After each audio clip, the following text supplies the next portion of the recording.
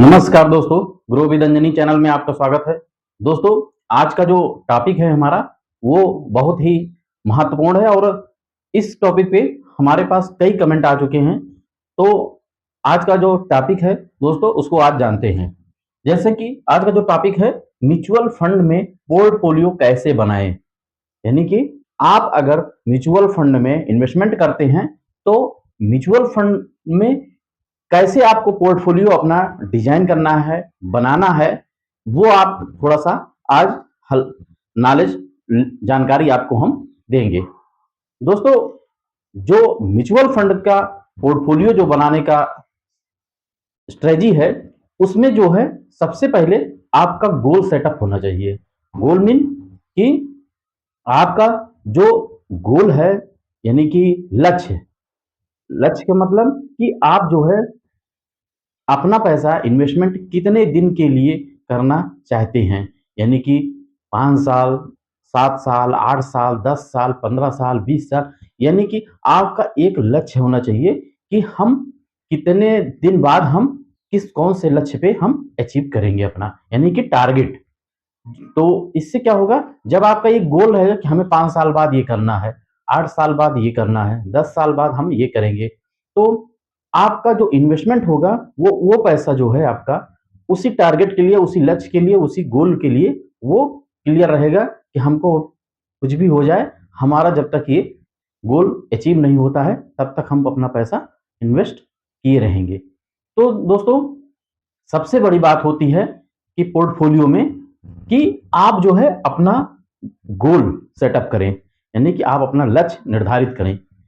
अब मान लीजिए कि आपका लक्ष्य 5 साल के लिए है, या 8 साल के लिए है, 10 साल के लिए है, या 15 साल के लिए है।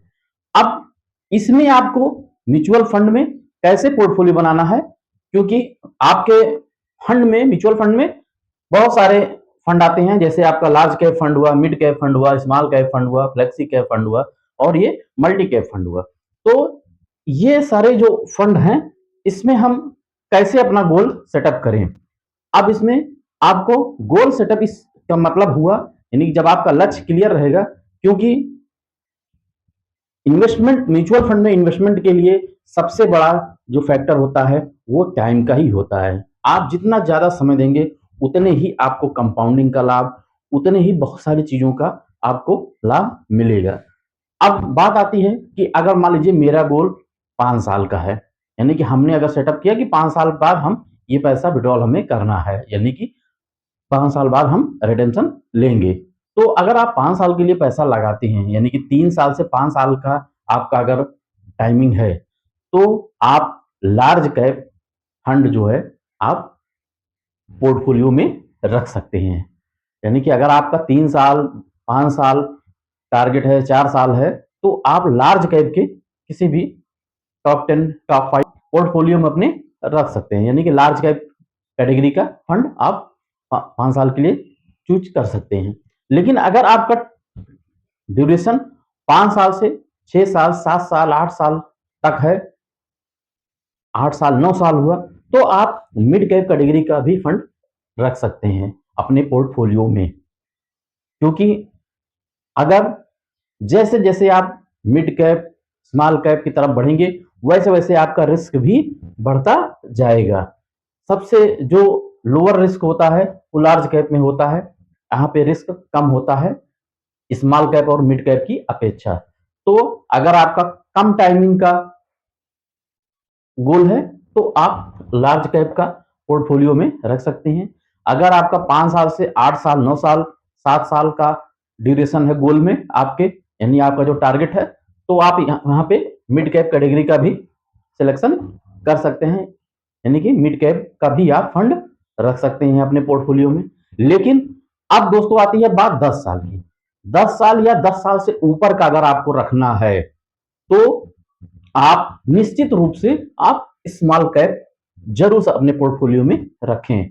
इसलिए कि स्मॉल कैप सबसे ज्यादा रिस्की होता है, लेकिन लंबे समय में सबसे ज्यादा आपको रिटर्न भी बना के दे सकता है, क्योंकि यहाँ पे उतार चढ़ाव बहुत होता है और रिस्की फंड सबसे ज्यादा, मतलब स्मॉल कैप में रिस्क होता है मिड कैप और लार्ज कैप की अपेक्षा, तो और रिटर्न भी आपको लंबे समय में स्मॉल कैप लार्ज और मिड की अपेक्षा ज्यादा देगा। अब आप अगर 10 साल से ऊपर का आपका टारगेट है, लक्ष्य है, तो स्मॉल कैप ले सकते हैं। इस तरीके से आप अपने पोर्टफोलियो को डिजाइन कर सकते हैं, यानी कि आप अपने पोर्टफोलियो को बना सकते हैं इस तरीके से। और कुछ फंड होते हैं जैसे हमारा फ्लेक्सी कैप हुआ, मल्टी कैप हुआ, अगर आप अपने पोर्टफोलियो में रखना चाहते हैं तो फ्लेक्सी कैप का भी आप फंड रख सकते हैं अपने पोर्टफोलियो में, मल्टी कैप का भी रखते हैं। फ्लेक्सी कैप का और मल्टी कैप का हमने पूरा रिव्यू बनाया है, वीडियो, मेरा वीडियो पीछे का देख सकते हैं आप। तो इस तरीके से आप जो है अपने पोर्टफोलियो को बना सकते हैं।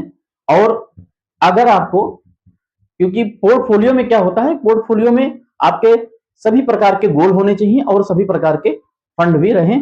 तो होता क्या है कि मार्केट का जब उतार चढ़ाव होता है जाती है, तो आप जो है अपने फंड को रिव्यू कर, ये जो आपका पोर्टफोलियो बनाने वाली बात है। तो इस तरीके से आप जब अपना पहले गोल सेट करेंगे, जब आप गोल सेट कर लेंगे तब आपका पोर्टफोलियो भी आप लंबे समय के में अगर देखेंगे तो आपका पोर्टफोलियो ग्रो करता ही दिखेगा। तो दोस्तों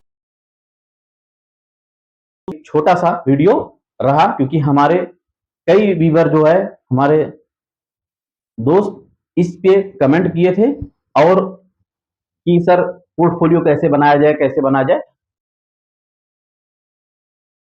जानकारी है। और आपको हम बताना चाहेंगे कि मैं एक म्यूचुअल फंड डिस्ट्रीब्यूटर हूं और एमफी रजिस्टर्ड हूं। आप जो है हमारे वीडियो पे आप कमेंट और हमारे इस मोबाइल नंबर पे व्हाट्सएप पे आप अपने प्रश्न